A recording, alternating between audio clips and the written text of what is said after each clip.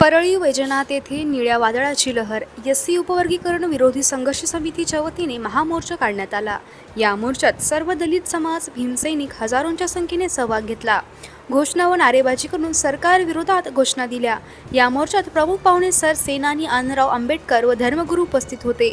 या मोर्चात अंदाजे 50,000 लोकांनी सहभाग घेतला। कार्यक्रम सुख शांतीने संपन्न झाले। या ठिकाणी पोलीस बंदोबस्त होते। माननीय तहसीलदार साहेबांना निवेदन देण्यात आले। टावर ते शिवाजी चौक रॅली काढण्यात आली। शिवाजी महाराजांच्या पुतळ्याला पुष्पहार घालून परळीतील सगळ्या गल्लीचे रॅली गोलाई येथे एकत्र येऊन कार्यक्रम शांततापणे पूर्ण झाले। नाही तर संपूर्ण फुले शाहू आंबेडकरांच्या महाराष्ट्रात करणारे आदरणीय आनंदराज आंबेडकर साहेब तसेच राष्ट्रीय चर्मकार संघाचे अध्यक्ष व माजी समाज कल्याण मंत्री बबनराव घोलप साहेब तसेच या सर्व कार्यक्रमाचं नियोजन करणारे माननीय रोहिदास बनसोडे साहेब व मंचावरील सर्व मान्यवर आणि ज्यांच्यासाठी ज्यांच्या हक्कासाठी ज्यांच्या अधिकारासाठी ही लढाई आहे ज्याने सुंदरता पसरली आहे अशा सर्व उपस्थित असलेले इथे माझे समाज बांधव आणि समाज भगिनींनो, मी श्रद्धा शिवाजी सूर्यवंशी, मी चर्मकार समाजातून येते।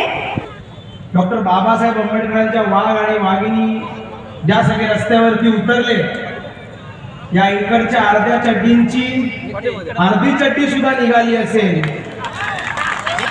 कारण की या अर्ध्या चड्डींना मी एकच सांगतो की तुम्ही ज्या लोकांची पंगा घेतात ते बाबासाहेबांचे वाघ आहेत।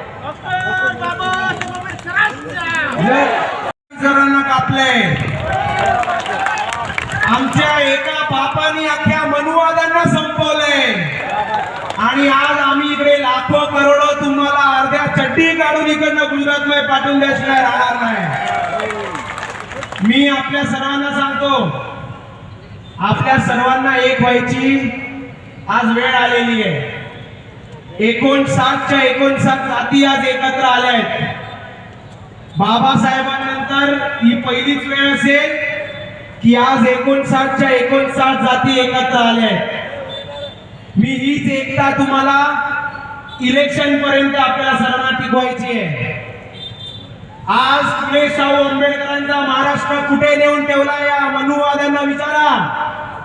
आज ज्या खासदार आमदारांना तुम्ही निवडून दिले कुठे ते आज आपल्या आरक्षणावरती बोट टाकतायत, कुठे तिकडचे आमदार खासदार आज आपल्या संविधान बदलण्याच्या गोष्टी करतायत। आपल्या आमदार खासदारांनी आपल्याला आश्वासन दिलं होतं तुमच्या संविधानाला हात लावू देणार नाही।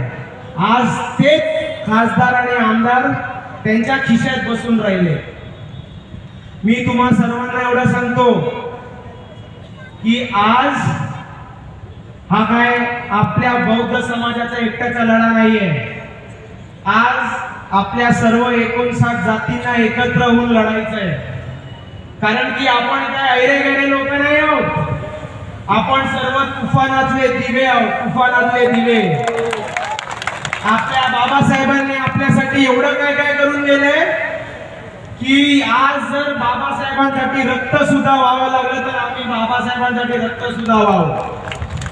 ही एकता आज आपण जी दाखवली आहे पळणीकरांनी, ही एकता इलेक्शन मध्ये पण दाखवा आणि जेव्हा जेव्हा आंबेडकरी समाज या संकटात येईल तेव्हा आपल्या सर्वांना ही एकता दाखवायची आहे।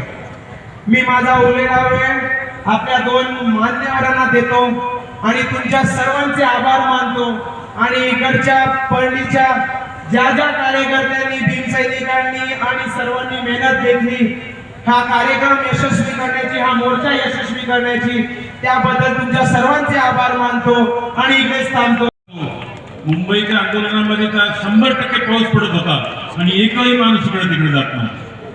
हा बाबासाहेबांचा विश्वास, आंबेडकर कुटुंबावर असलेला विश्वास आहे, तो पाहिल्यानंतर आमच्या सारख्याला वाटलं की अजून आम्ही काय केलं नाही आणि म्हणून आपण ह्या एक दिलानं हे आंदोलन आपल्याला करायचं।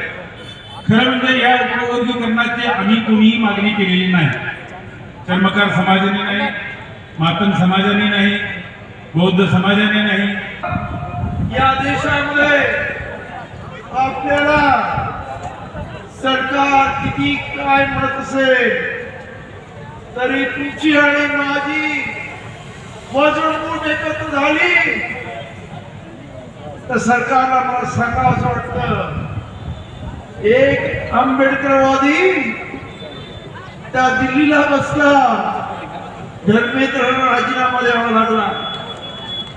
इथे तर बाबासाहेबांचा बापू आहे. काय होणार देवेंद्र तुझं? त्यामुळं उगाचच आमच्या भानगडीत पडायचं नाही, स्पष्ट सांगतो. तेव्हा आज आपल्याला सांगू इच्छितो की हे षडयंत्र भाजपा RSS याच मिळून आहे. याला माहित आहे हे 3.5% लोक या देशाच्या 85% लोकांवरती राज्य करतात आणि त्यांनी तुम्हाला पहिल्यांदा हिंदू मुस्लिम धर्माच्या नावाखाली वाटलं आणि सत्ता घेतलेली आहे.